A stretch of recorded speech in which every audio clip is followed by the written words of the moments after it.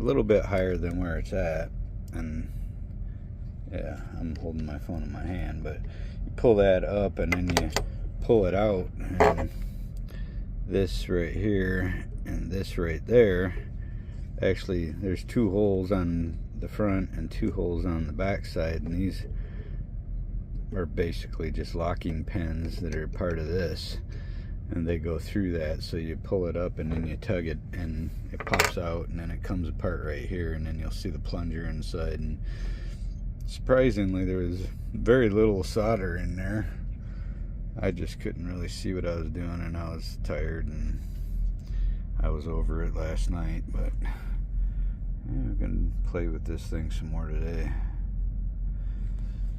Get that old Magnum going. Alright, I got this thing plugged in, powered up. I'll get so situated a little better here.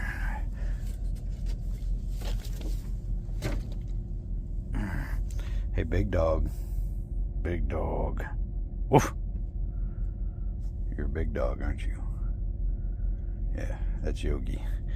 He's the man, huh? His brother's at home with cancer, dying right now, unfortunately.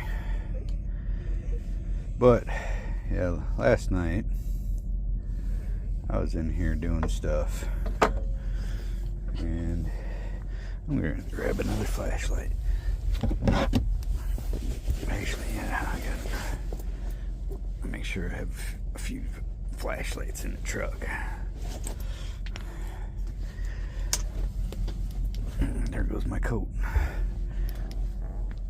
I'd end up with dog drool on it if I don't put it up.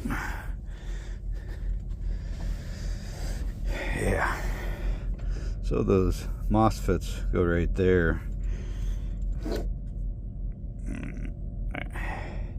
This is the other board right here that I believe that, I don't know which one's which exactly, but one's a driver, or one's a pre-driver, one's a driver.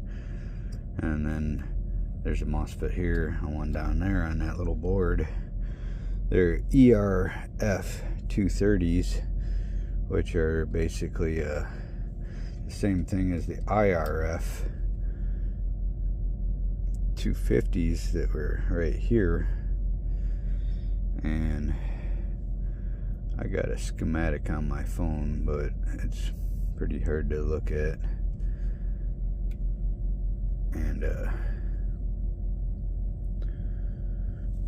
now I'm sitting here wondering